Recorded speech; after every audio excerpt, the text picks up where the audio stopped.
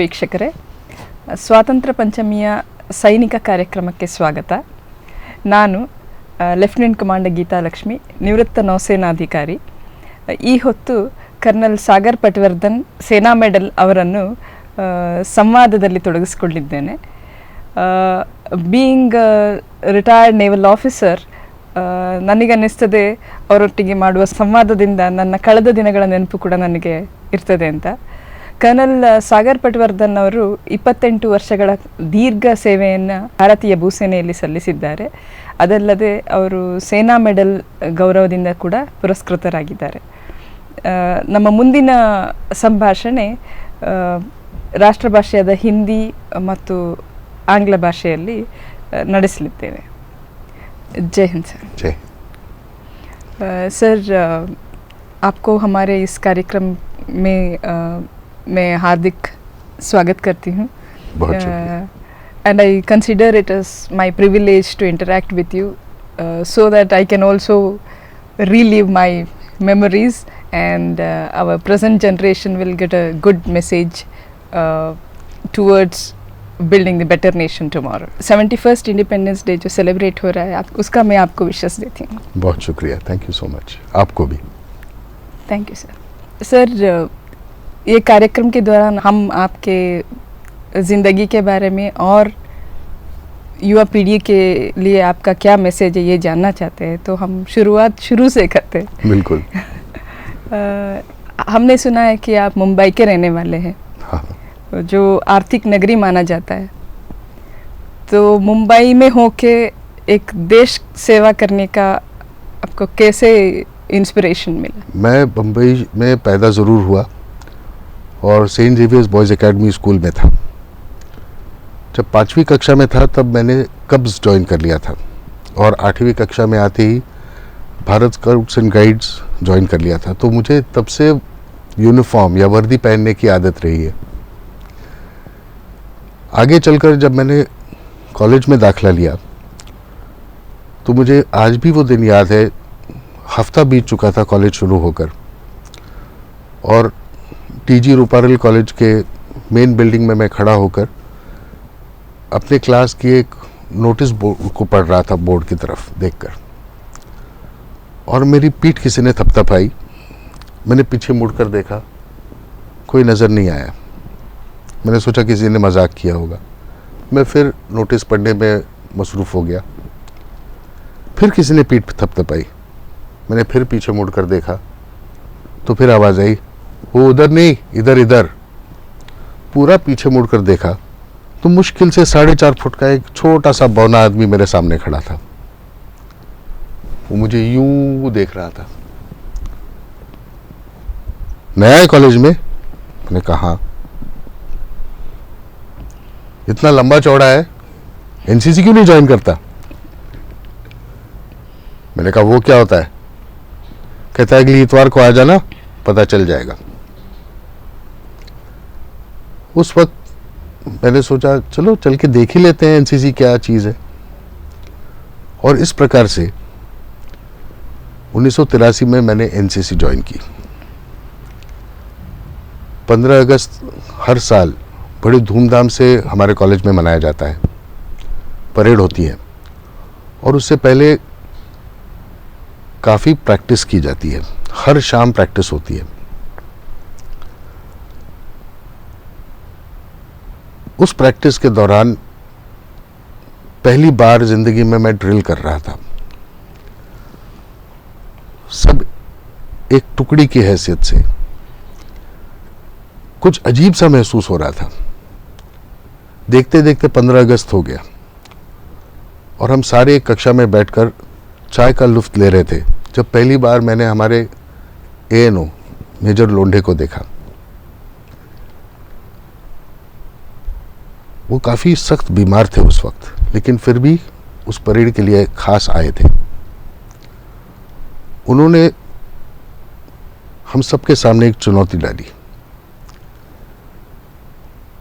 दिल्ली में हर साल गणतंत्र दिवस पर कैंप होता है जिसमें हर डायरेक्टरेट से गिनिंदा चुनिंदा कैडेट बेस्ट कैडेट की हैसियत से कंपटीशन लड़ते हैं. तुम में से कोई ऐसा कैडेट है जो इस कंपटीशन में जाकर जीत के आ सकता है? पता नहीं मुझे क्या हुआ, मैं खड़ा हो गया। मैंने कहा सर ये चुनौती मुझे स्वीकार है। और उस दिन के बाद मैं केवल एक ही चीज मन में लेकर के चलता रहा। मेरे सारे परिश्रम सिर्फ उसी तरफ लगाता रहा कि मैंने बेस्ट कैडेट होना है। वो जैसे हमारे पूर्व राष्ट्रपति कहते थे ना, to achieve something you must first dream, पहले सपना देखो। तो रात और दिन में एक ही सपना देखता था। और सन 86 में मुझे ये इस पुरस्कार से नवाजा गया और श्री राजीव गांधी के हाथों मुझे ट्रॉफी मिली।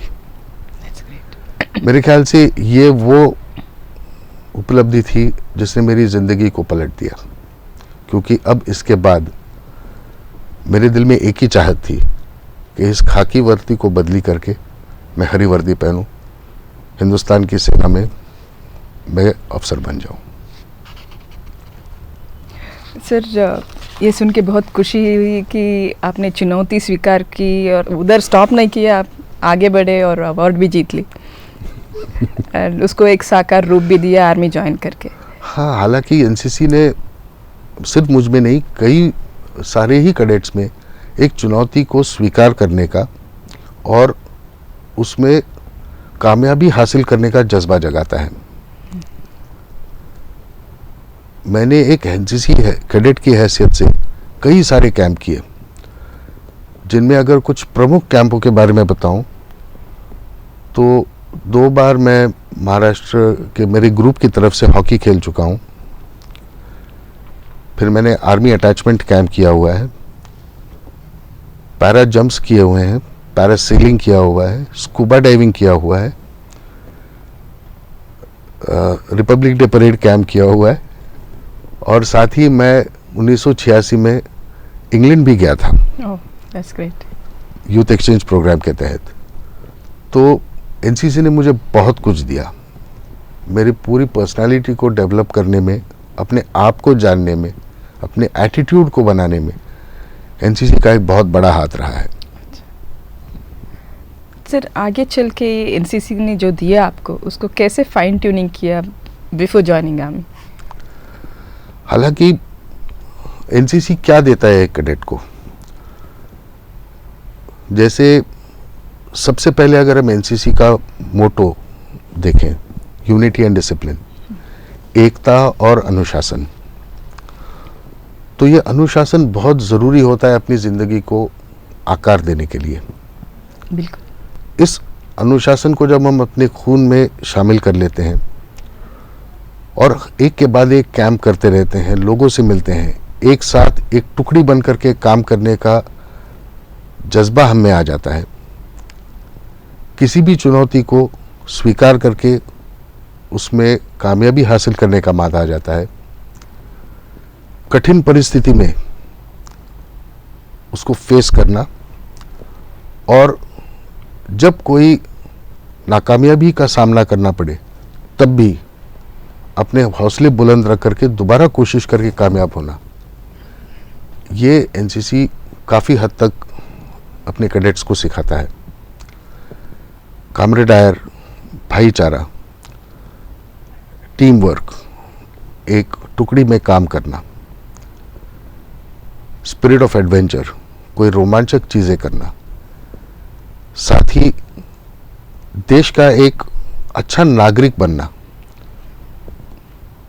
सोशल सर्विस के कार्य, समाज की तरफ जो हमारी जिम्मेवारियां हैं उनको निभाना, और सेना में भर्ती होकर के अपनी ज़िंदगी को एक नया मोड़ देना, ये सारे एनसीसी के एम्स में शामिल हैं।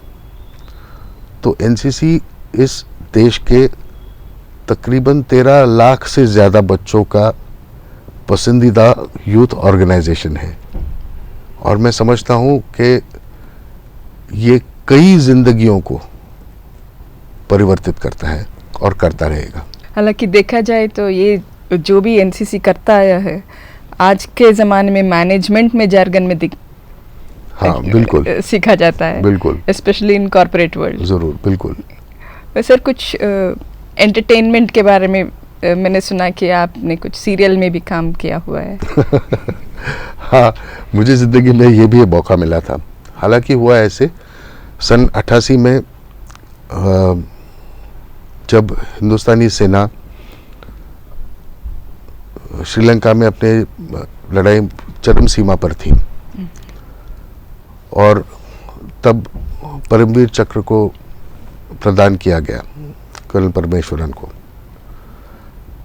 तब दिवंगत चेतन आनंद जो फिल्म प्रोड्यूसर डायरेक्टर थे, उन्होंने तय किया कि वो जितने भी परमवीर चक्र विजेता हैं उन पर एक टेलीविज़न सीरियल बनाए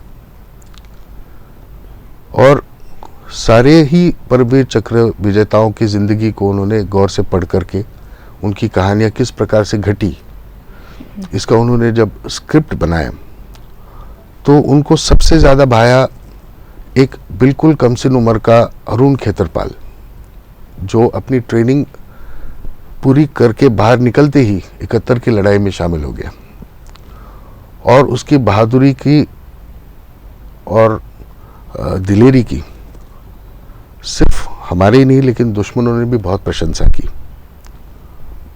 71 की बसंतर की लड़ाई में अरुण खेतरपाल शहीद हो गए और उनको मरणोपरांत परमवीर चक्र से नवाजा गया। आज अर्पण है श्रद्धांजलि पूना हॉर्स के सेकंड लेफ्टिनेंट अरुण खेतरपाल के नाम, जो 1971 में 21 बरस की उम्र में पाकिस्तान की लड़ाई में शहीद हुए।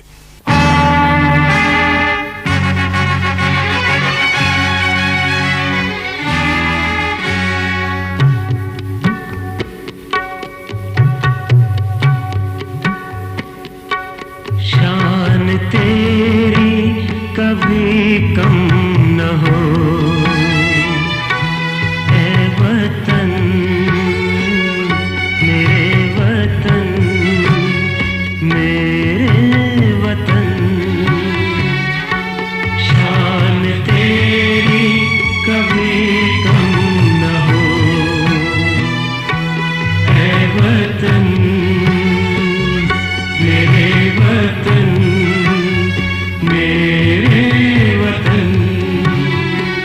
अच्छी तरह से ट्रेनिंग पूरी करने के बाद, जवानों के साथ मिल बैठने के बाद, उनके साथ टेक्निकल ट्रेनिंग करने के बाद, उनका एक्सपीरियंस से कुछ सीखने के बाद मुझे यकीन है कि एक दिन तुम बहुत बड़े ऑफिसर बनोगे और अरुण मेरी जगह तुम यहाँ आकर बैठोगे। Thank you sir. ये आकाशवाणी दिल्ली है। एक विशेष सूचना, आज अचानक पाकिस्तानी विमानों ने भारतीय हवाई अड्डों पर बमबारी की। यह कार्रवाई युद्ध की घोषणा है और इससे पाकिस्तान और भारत में युद्ध की स्थिति उत्पन्न हो गई है। भारत सरकार ने ऐलान किया है कि देश इस हमले का मुंह तोड़ जवाब देगा।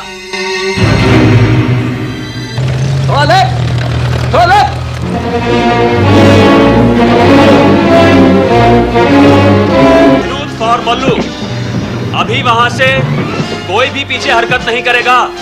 आउट।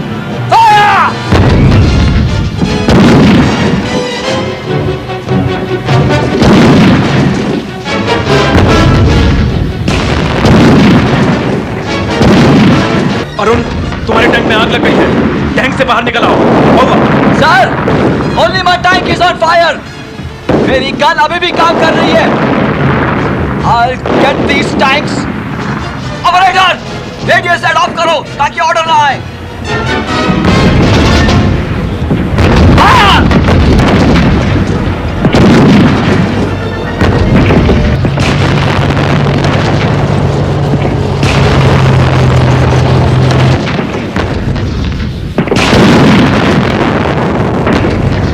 सिर्फ एक टैंक बचा न थू, वो भी सिर्फ 200 गज पर। On tank fire.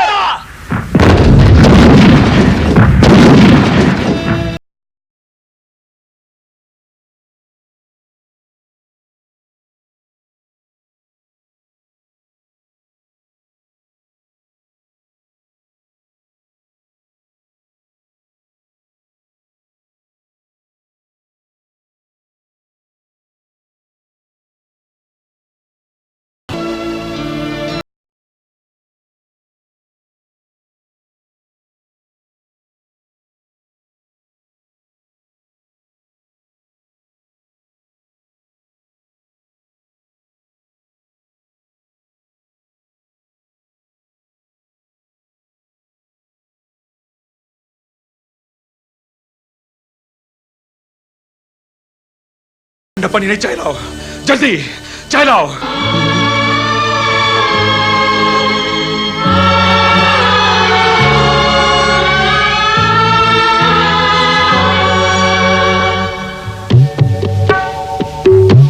तेरे आशिक दुआ कर चले,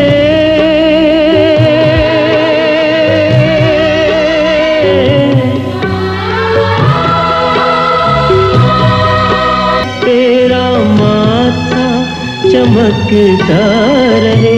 इस महत्वपूर्ण बहादुरी और बलिदान के लिए सेकंड लेफ्टिनेंट अरुण खेत्रपाल को परमवीर चक्र प्रदान किया गया।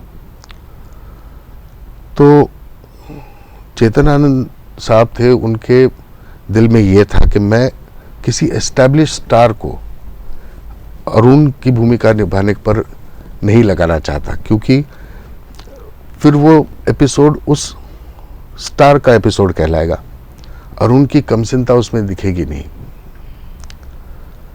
तो उन्होंने उस वक्त जो महाराष्ट्र के डीडीजी थे, ब्रिगेडियर अरोरा, उनको अप्रोच किया कि आपके पास क्या ऐसा कोई ट्रेंड कैडेट है जो थोड़ा बहुत एक्टिंग जानता हो, और क्या वो ऐसा एक कैरेक्टर प्ले कर सकता है। तो मुझे चुना गया। उन्होंने कहा जाओ तुम वहाँ जाकर के वर्दी में रिपोर्ट करो।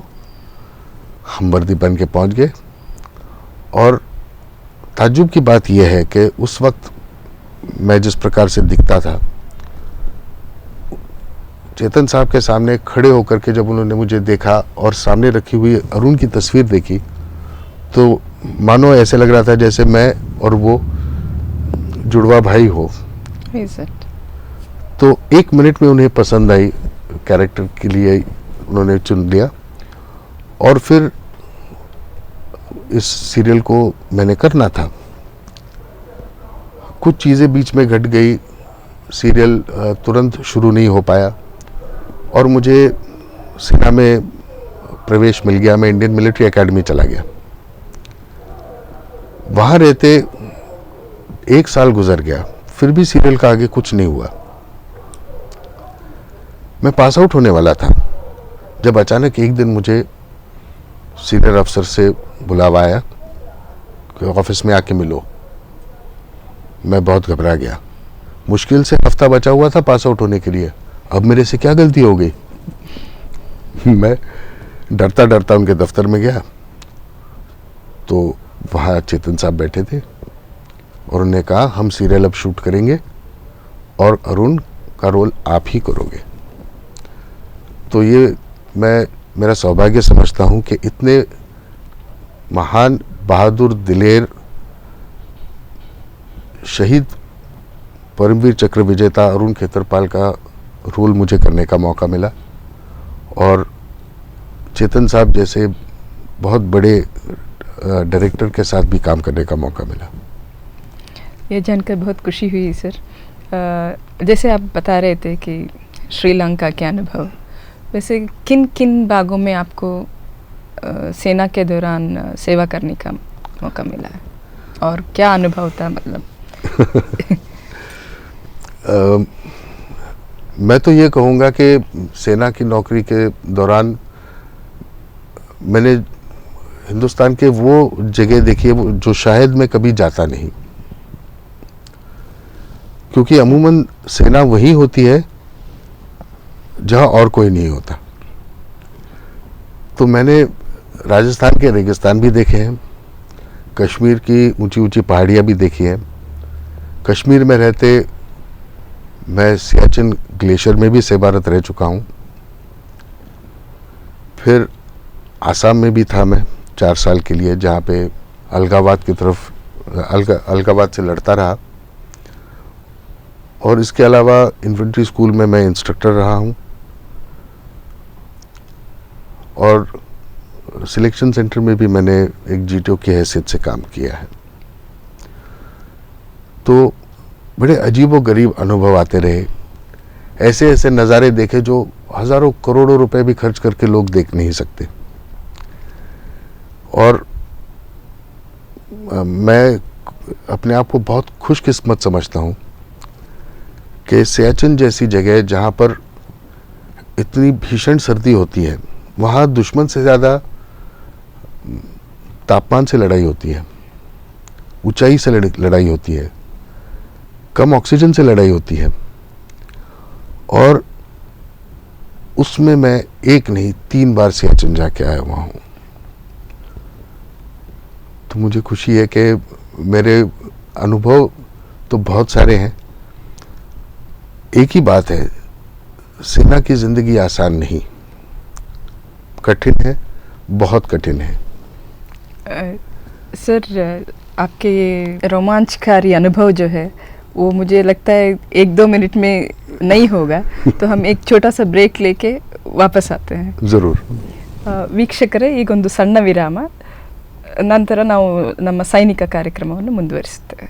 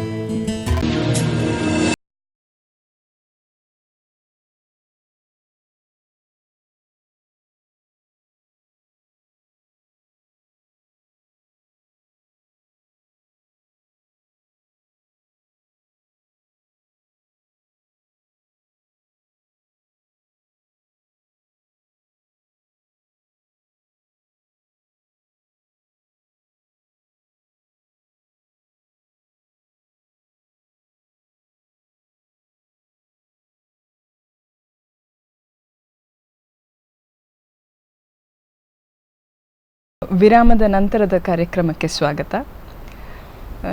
सर, आप अपने अनुभव शेयर कर रहे थे।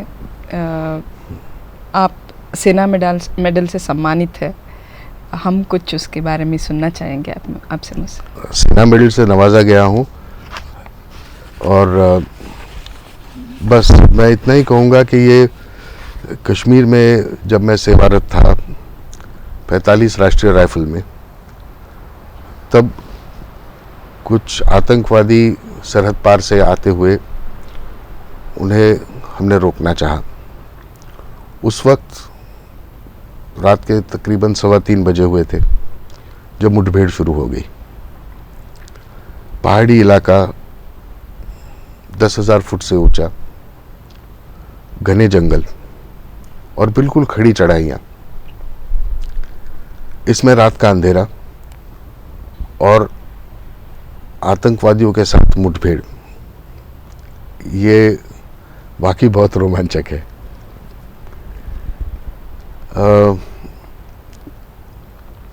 शुरू में हमें काफ़ी नुकसान उठाना पड़ा और मुझे इस ऑपरेशन का नेतृत्व करने की जिम्मेवारी मुझ पर आ पड़ी, क्योंकि मेरे जो उस समय कमांडिंग ऑफिसर थे वो शहीद हो गए। और उसके बाद हमने एक एक करके ढूंढ के चुन के अगले 3-4 दिन और रात आतंकवादियों को ढूंढ के उनको ख़त्म किया।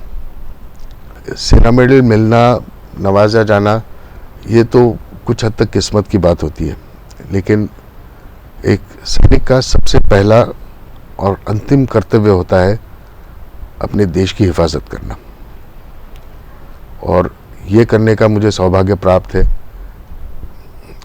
इसका मुझे गर्व है। सर, मुझे अपनी बात की याद आती है। जब मैं नौसेना में थी, मैं हमेशा मेरे फ्रेंड से बोलती थी कि while in service I want to die, क्योंकि वो ट्राई कलर हमारे बॉडी के ऊपर डालेंगे ना। तो मुझे लगता है कोई भी सैनिक को अगर एक्चुअल वॉर फील्ड जाने का मौका मिले उससे बढ़िया कुछ और नहीं हो सकता है। बिल्कुल सही कह रही हैं आप। मरता तो हर कोई है, लेकिन वो मौत कैसे आती है वो ये मायने बहुत अहमियत रखता है। और एक वीर को अगर उसके ऊपर अपने राष्ट्रध्वज से ढक करके शान में अगर उसके अंतिम संस्कार हो तो इससे बढ़कर और कोई सम्मान हो नहीं सकता। नहीं सकता। लेकिन जैसे कहते हैं ना, one should not die for his country, one should live for his country, let the enemy die for his country. True. And also it bestows upon us to save our countrymen as well. Absolutely. Sir अभी आप four Karnataka engineering company के कमान अधिकारी हैं, तो आपका कैसा रहा, इसके दौरान आपका क्या कंट्रीब्यूशन रही और अनुभव कैसा रहा? मुझे मैं वाकई बहुत शुक्रगुजार हूँ कि मुझे ये पोस्टिंग मिली, क्योंकि four Karnataka engineer company Manipal के MIT कैंपस में सिचुएटेड है और MIT और TMAPI पॉलिटेक्निक के बच्चे हमारे कैडेट्स होते हैं। इतने होशियार, इतने होनहार और इतने डेडिकेटेड बच्चे होते हैं कि उनके कार्य में अपना थोड़ा सा गाइडेंस होना ये कई चीज़ों को अचीव कर सकता है। मैं जब यहाँ शुरू में आया था तो मैंने देखा कि बच्चों को अमूमन खास कैंप्स करने का मौका नहीं मिलता, और जायज़ है क्योंकि MIT के अटेंडेंस बहुत स्ट्रिक्ट है और यदि एक कैडेट कैंप चला जाता है तो उसे 10 दिन का अटेंडेंस मिलना बहुत मुश्किल होता है। तो अमूमन बच्चों के जब छुट्टियां होती थी, वेकेशंस होते थे, तभी वो कैंप जाते थे। तो बच्चों की छुट्टियां और वेकेशंस कब होता है इसका शेड्यूल निकाल करके मैंने ये पता किया कि उस वक्त कौन कौन से कैंप्स हैं, और मेरे बच्चों को अलग अलग कैंप्स करने का मौका दिया। जैसे मेरे कुछ बच्चे NIC चंबा में हाल ही में जाकर के आए हैं, उसके बाद टुमकुर में एक एडवेंचर कैंप चला था, वहाँ जाकर के आए। एनुअल ट्रेनिंग कैंप्स तो होते ही हैं, इसके अलावा आर्मी अटैचमेंट कैंप्स जाते हैं। और पहली बार मेरी यूनिट की एक लड़की अभी थल सैनिक कैंप के लिए सिलेक्ट होकर के अगले कंपटीशन के लिए टुमकुर जा रही है। यदि वो वहाँ से चुनी गई तो वो दिल्ली में कर्नाटका डायरेक्टरेट की तरफ से कंपटीशन लड़ेगी, और अगर वो जाती है तो मुझे उम्मीद है वो अव्वल होकर के वापस आएगी। और अगर ये हुआ तो ये पहली बार फोर कर्नाटका इंजीनियर कंपनी के इतिहास में होगा। इसके अलावा यहाँ पर पुराने समय में जो फायरिंग रेंज थी उसके इर्द गिर्द अब कई सारे बिल्डिंग बन चुके थे और वहाँ फायरिंग करना खतरनाक हो गया था। तो मैं MIT के और माहे के जो अपॉइंटमेंट्स हैं उनसे संपर्क करके, सोच विचार करके, बातचीत करके हमने एक बिल्कुल नई फायरिंग रेंज बनाई है, नया ऑब्स्टिकल कोर्स बना है। और हाल ही में वहाँ एक हमने कैंप भी कराया था। ये मेरे ख्याल से एक बहुत बड़ी उपलब्धि है, क्योंकि पूरे उडुपी डिस्ट्रिक्ट में ऐसा फायरिंग रेंज और कहीं नहीं है। तो उडुपी के जो बटालियंस हैं या उडुपी के इर्द गिर्द के जो बटालियंस हैं वो आकर के इस फायरिंग रेंज के ऊपर फायरिंग कर सकते हैं। इसके अलावा मैंने देखा कि कई सारे बच्चे जो कैडेट्स भी हैं और कैडेट्स नहीं भी हैं वो सेना में अफसर बनना चाहते हैं। तो मेरे ज्ञान और अनुभव का फ़ायदा उठाते हुए मैंने इन बच्चों को अपनी तरफ से ट्रेनिंग और शिक्षा देना शुरू किया। अमूमन बच्चों में खूबियाँ होती हैं, कई बार उनको वो खूबियाँ मालूम नहीं होती, कई बार उनमें कुछ खूबियों को जागृत करना पड़ता है। और पिछले यूँ समझ ली कि 3 साल कुछ महीनों में मेरे कैडेट्स 12 कैडेट्स आज सेना में या तो अफसर की ट्रेनिंग प्राप्त कर रहे हैं या फिर अफसर बन चुके हैं, वेरी नाइस। जिसमें NDA, IMA, OTA, naval academy और एयरफोर्स एकेडमी शामिल है। ग्रेट। इसके अलावा मेरे पास जो कोई भी दूसरे यूनिट का भी एनसीसी कैडेट आता था, मैंने उसे भी पूरी तरह से सहयोग किया, गाइडेंस दिया, सिखाया, पढ़ाया। बाकी एमआईटी के भी अगर कोई बच्चे आए तो उन्हें भी मैंने सिखाया। तो इस प्रकार से करीबन 10-12 और भी बच्चे हैं जो मेरे पास आकर के सीख के गए। कोई पूना से आया, कोई बम्बई से आया, और आज वो भी या तो अफसर बन चुके हैं या एकेडमीज़ में है और जल्दी अफसर बन जाएंगे। तो मैं समझता हूँ कि एनसीसी ने मुझे जो दिया वो काफ़ी हद तक मैं इन बच्चों में डाल पाया हूँ और बहुत कुछ एनसीसी और सेना को वापस दे पाया हूँ मेरे इन बच्चों के माध्यम से। तो मेरे इन बच्चों की खूबियों पर, इनकी काबिलियत पर पूरा नाज है, पूरा विश्वास है, और ये ज़िंदगी में सेना में सेवा करते हुए ज़रूर कामयाबी की मंजिलें पार करेंगे, ये मुझे विश्वास है। जी बिल्कुल। सर, जैसे आप बता रहे थे, आपने बहुत सारे बच्चों को गाइड किया हुआ है, वो अभी अफसर बन चुके हैं। जब मैं एमआईटी में थी, आपको ये जानकर बहुत सरप्राइजिंग लगेगा कि मुझे एनसीसी यूनिट है करके पता भी नहीं था। तो बाद में जब मैंने नेवी ज्वाइन किया और अभी जब मेरा पोस्टिंग हुआ एमआईटी में, तब मैं जाके कमांड ऑफिसर से मिली, और मुझे लग रहा है इन द हाइंडसाइट, अगर शायद मैं अगर एनसीसी ज्वाइन किया होता तो एकेडमिक प्रोग्रेस भी उतना ज़्यादा अच्छा होता, बिकॉज ये कॉन्फिडेंस बढ़ा देती है आपकी। जैसे आपने बताया कि जो हमारे स्ट्रेंथ है उसका हमें अंदाज़ा नहीं रहता है, बिल्कुल, यू गेट रिकिंडल्ड बिल्कुल ऑन इट। बिल्कुल सही। तो अभी इतने करने के बावजूद ये एक्सेप्शनल ही रहा है, नॉर्म नहीं बना है ना सर? नहीं।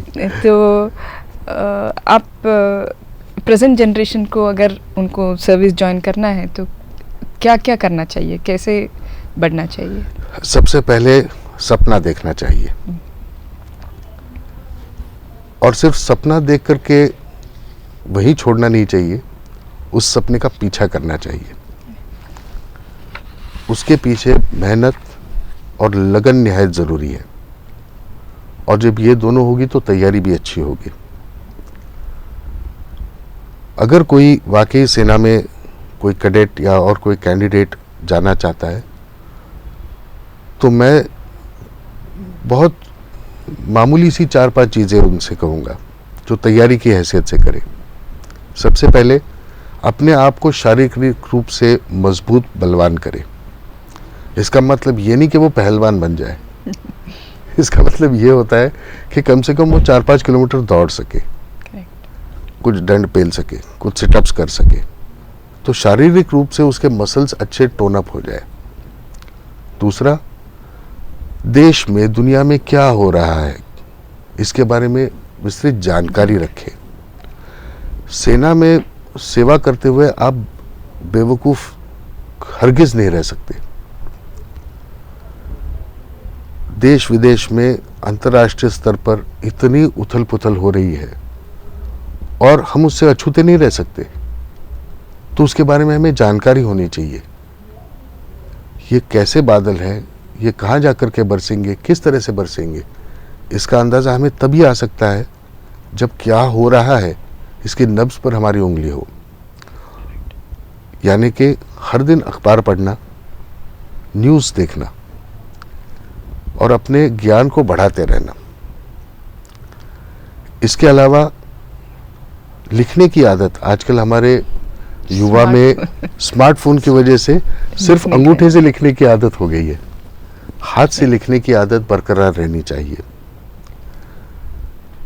जहाँ मौका मिले ख़ास तौर से अंग्रेज़ी अच्छी तरह से बोलने का प्रयास प्रैक्टिस करना चाहिए। इसके लिए अगर कोई पब्लिक स्पीकिंग क्लास हो उसको ज्वाइन कर ले। इसके अलावा मार्केट में कई किताबें भी आती हैं जिसमें पुराने सवाल जवाब दिए होते हैं, उसको यदि वो स्टडी कर ले। आजकल इंटरनेट का दौर है, वहाँ भी काफ़ी चीज़ें सर्विसेज सिलेक्शन बोर्ड के बारे में डाली हुई होती है, उसके बारे में वहाँ जानकारी हासिल कर ले और उसके हिसाब से तैयारी करे। तो मुझे नहीं लगता कि कोई भी मेहनत करने वाला कैंडिडेट सेना में अफसर नहीं बन सकता। ज़रूर बन सकता है। वो इच्छा, वो चाहत, वो लगन, वो मेहनत और वो सपना उसकी आंखों में होना चाहिए। Thank you sir. ये ಸಂವಾದ हम ಜಾರಿ रखेंगे, एक छोटा सा ब्रेक लेंगे सर। ज़रूर। ವೀಕ್ಷಕರೇ, ಈಗ ಒಂದು ಸಣ್ಣ ವಿರಾಮ।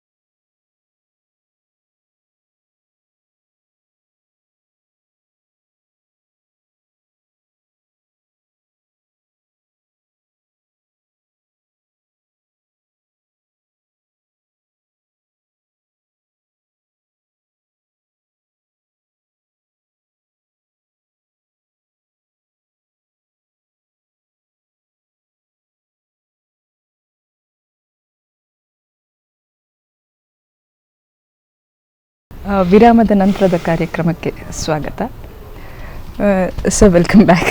Thank you. So we were talking about smartphones and present generation. Sir, आपने बहुत सारे लोगों को देखा हुआ है एनसीसी के दौरान, सर्विस के दौरान, और जहाँ जहाँ आपने सर्विस किया है, तो आपको प्रेजेंट जनरेशन के बारे में क्या लगता है? Honest opinion. ऑनेस्ट ओपिनियन ये है कि प्रेजेंट जनरेशन हमसे बहुत ज़्यादा अवेयर है। जितना उनको मीडिया को एक्सेस है, सैटेलाइट टेलीविज़न है, इंटरनेट है, इनकी वजह से पूरा विश्व सिकुड़ चुका है। आज अमेरिका में एक चीज़ अगर घट जाती है तो वो कुछ मिनटों में पूरे दुनिया भर, विश्व भर में मालूम हो जाती है। तो बच्चों को ये बहुत सारा डाटा, बहुत सारा मीडिया की तरफ एक्सेस है और इस वजह से वो हमसे कई गुना होशियार भी हैं। मुझे याद है, हम जब कॉलेज में होते थे तो हमारे सामने बहुत कम उपाय होते थे। या तो आप होशियार हैं, मेहनती हैं, तो आप डॉक्टर बनेंगे या फिर इंजीनियर बनेंगे, और अगर वहाँ नहीं जा पाए तो आप सिविल सर्विसेज ज्वाइन करेंगे या फिर वकील बन जाइए। रहे बचे हुए वो सेना में जा सकते हैं या ऐसे काम कर सकते थे। तो इतने प्रोफेशंस के बारे में ना हमें तब पता था और न इतने प्रोफेशंस थे। आज मैनेजमेंट की वजह से और स्पेशलाइजेशन की वजह से इतने विभिन्न प्रोफेशंस हो चुके हैं और इतनी अपॉर्चुनिटीज़, इतने मौके इस जनरेशन के पास हैं और वो उनको बखूबी ले रहे हैं कि इस प्रेजेंट जनरेशन का और हमारे देश का भविष्य ज़रूर उज्जवल है। इसमें कोई संदेह नहीं। सिर्फ मुझे थोड़ा सा महसूस ऐसे ज़्यादा होता है कि आजकल की जनरेशन थोड़ी सी मटेरियलिस्टिक हो गई है और एक दूसरे की तरफ का जो लगाव होना चाहिए, जो आत्मीयता होनी चाहिए, वो कहीं थोड़ी सी कम महसूस होती है। वो अब न्यूक्लियर फैमिलीज की वजह से हो या इस मटेरियलिस्टिक अवेलेबिलिटी की वजह से हो, बहुत सारा पैसा हाथ में आने की वजह से हो, या अपने करियर के ऊपर बहुत ज़्यादा फोकस्ड होने की वजह से हो, वजह कुछ भी हो, लेकिन ये दो चीज़ें मुझे प्रखरता से महसूस होती है। बाकी ये पीढ़ी हमसे कई गुना आगे है। इससे मुझे ये याद आती है सर, ये स्पाइडरमैन मूवी में एक डायलॉग है which is very famous, with great power comes great responsibility. बिल्कुल। तो ये पावर को अगर मैं पोटेंशियल मान प्रेजेंट जनरेशन का, तो वो ये पोटेंशियल अगर सही दिशा में नहीं यूज़ किया जाए तो खतरनाक भी हो सकता है। बिल्कुल। तो स्पेशली आर्म्ड फोर्सेस के बारे में वो जो भी जानते हैं वो या तो मीडिया के थ्रू जानते हैं, या तो मूवीज़ के थ्रू, या तो सीरियल्स के थ्रू, जहाँ पे इसको ज़्यादा ग्लैमरस बना देता है दैन रियलिटी। मुझे अभी भी याद है जब पहले बार मैंने नेवी का एक सीरियल देखा था, उस टाइम में जो भी दिखाया था वो था नहीं जब मैं नेवी ज्वाइन किया। तो उसको ज़्यादा बढ़ा चढ़ा कर दिखाते हैं। हाँ, और रोना धोना सब था जी, सॉर्ट ऑफ इमोशनल सीन। तो मुझे लगता है अगर कुछ रियल पिक्चर दिया जाए, जैसे हॉर्सेस माउथ से, तो उनका आर्म्ड फोर्सेस की तरफ रेस्पेक्ट बढ़ेगा। और आज मुझे लगता है कि respect is very important in present day. बिल्कुल सही कह रही हैं आप। हालांकि मुझे आज एक पंक्ति याद आ रही है जो कोहिमा में लिखी हुई है, When you go back, tell them of us that we gave our today for your tomorrow. तो एक सैनिक अपने देशवासियों के लिए अपना सब कुछ न्यौछावर कर देता है। सेना की सबसे बड़ी ताकत उसकी एकता है। जो हम सिनेमा में देखते हैं, हाथ में एक हथियार उठा करके रैम्बो चल देता है, सेना ऐसे बिल्कुल नहीं है। सेना एक टीम वर्क है। एक टुकड़ी में काम कंधे से कंधा मिलाकर चलने वाला है। और सबसे मजेदार बात यह है कि जो कंधे एक दूसरे से मिल रहे हैं, वो कभी एक दूसरे से नहीं पूछते कि भाई तुम्हारी जात क्या है, तुम्हारा प्रांत क्या है, तुम्हारा धर्म क्या है। वो सिर्फ एक चीज जानता है कि उसके बदन पर हरी वर्दी है, क्योंकि हमारा धर्म, हमारा प्रांत और हमारी जाति सिर्फ एक है, हिंदुस्तानी। और इसलिए जब हम कोई भी चीज, किसी भी प्रकार का ऑपरेशन करते हैं, आपने देखा होगा केवल लड़ाई के मैदान में नहीं, लेकिन जब भी ऐसी कोई भी समस्या आती है जहां सरकारी यंत्रणा अपना काम नहीं कर पाती, तो सबसे पहले याद आती है फौज। वो चाहे सुनामी के बाद शमशान घाट हो, बद्रीनाथ में क्लाउड बर्स्ट हो, चाहे भुज का अर्थक्वेक हो, चाहे ट्यूबवेल में गिरा हुआ बच्चा हो, चाहे और कहीं आई हुई बाढ़ हो, हमेशा जब सारे लोग उस जगह से दूर भाग रहे होते हैं तो सेना उसकी तरफ बढ़ रही होती है, क्योंकि हमारी ताकत हमारी एकता है, हमारी ताकत हमारा अनुशासन है। और यही दो चीजें, यूनिटी एंड डिसिप्लिन, ये एनसीसी का मोटो है।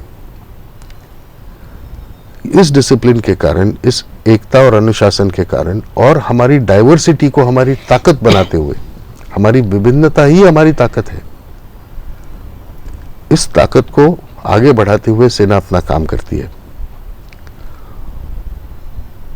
शायद लोगों को ये जो ग्लैमर वाला सिनेमा देखते हैं उनको ये पता नहीं कि सेना की जिंदगी बहुत कठिन है। रात को नींद ऑपरेशंस के दौरान मिलेगी इसका कोई भरोसा नहीं। प्रयास पूरा होता है अगला खाना देने का, लेकिन कभी कभी वो भी नसीब नहीं होता। छुट्टी वक्त पर नहीं मिलती। अगर आप किसी कार्य में लगे हुए हैं तो वो सबसे ज्यादा अहमियत रखता है। घर परिवार बाद में आता है, ये एक फौजी सोचकर चलता है। तो वो अपने घर से इतने साल, इतने महीनों तक दूर रहता है। उसके बच्चे बड़े हो रहे हैं, उनके घर की क्या समस्याएं हैं, माता पिता बुजुर्ग बूढ़े हो रहे हैं, ये सारी चीजें नजरअंदाज करके वो सैनिक, वो फौजी एक ही काम कर रहा होता है, देश की हिफाजत। क्योंकि उसके लिए सबसे पहले आता है अपना देश। मेरे ख्याल से ये जज्बा अगर हमारे हर एक हिंदुस्तानी में आए, हमारे हर एक नागरिक में आए, तो मुझे नहीं लगता ऐसी कोई भी चुनौती है जो हम कामयाबी से हासिल नहीं कर सकते, हम उसके ऊपर ये विजय नहीं पा सकते। क्रांति क्या एक आदमी कर सकता है? हाँ, क्रांति हर एक आदमी कर सकता है जब वो हम बन जाते हैं। सर, इसी को कंबाइन करते हुए आपका कोई संदेश प्रेजेंट जनरेशन के लिए? छोटे भाई बहनों के लिए मेरा सिर्फ एक संदेश होगा कि हमारी ताकत हमारी एकता है। किसी भी प्रकार का अलगाववाद, देश का बंटवारा, टुकड़े टुकड़े, ये हमारी ताकत नहीं, ये हमारी कमजोरी बन जाएगी। इस देश को अगर आगे तरक्की करना है, आगे बढ़ना है, तो सिर्फ सेना की सेवा से पेट्रियटिज्म नहीं होता। एक किसान जब अपनी खेती करता है तो वो भी पेट्रियटिक होता है, क्योंकि वो जो अन्न उगाता है वो अपने देशवासी खा सकते हैं, इसलिए हमारे यहाँ भूखमरी नहीं होती। एक इंजीनियर जब एक पुल बनाता है, वो जब अपनी बखूबी काम करता है, तो हजारों गाड़ियां, हजारों लोग उस सड़क के ऊपर से उस नदी को या उस जगह को पार कर सकते हैं। तो हर एक आदमी देश की तरक्की, देश की उन्नति के लिए एक पेट्रियट बन के काम कर सकता है। तो वो जो भी करे, इस चीज को सोच के करे कि इसमें मैं एक्सेल करूंगा और ये हमारे लिए है, हमारे देश के लिए, हमारे देश के लिए है। Thank you so much sir. आपने अपने कीमती वक्त प्रेजेंट जनरेशन को एक सही दिशा में जाने के लिए बिताया, और मैं भी मानती हूँ कि आपके साथ बात करते हुए मैं भी कुछ अपने बीते हुए कल को याद किया। जरूर। Sir, I thank you very much for your time and inspired talk on the D-Day. हम उम्मीद करते हैं कि हमारे ये संवाद से प्रेरित होकर युवजना अपनी करियर बनाते हुए देश की सुरक्षा को फोकस में रखेगी, नॉट जस्ट बीइंग मटेरियलिस्टिक। ज़रूर, मैं भी अपनी तरफ से स्पंदना टीवी का और आपका बहुत शुक्रगुजार हूँ, और मैं उम्मीद करता हूँ कि हमारी नई पीढ़ी, जैसे मैंने कहा, हमसे बहुत आगे है, वो हमसे वाकई बहुत आगे बढ़ जाए और इस देश को भी आगे बढ़ाए। ವೀಕ್ಷಕರೇ, ಈ ಸಂವಾದ ಒಂದು ಪ್ರಾರಂಭ ಮಾತ್ರ. ಈ ಸಂವಾದದಿಂದ ನಮ್ಮ ಯುವ ಜನತೆ ಒಂದು ಒಳ್ಳೆಯ ಹೆಜ್ಜೆ ತಕ್ಕೊಂಡ್ರೆ ಅದುವೇ ನಮ್ಮ ಆಶಯದೊಂದಿಗೆ ಈ ಕಾರ್ಯಕ್ರಮವನ್ನು ಮುಗಿಸ್ತಾ ಇದ್ದೇವೆ. ಜೈ ಹಿಂದ್. ಜೈ ಹಿಂದ್.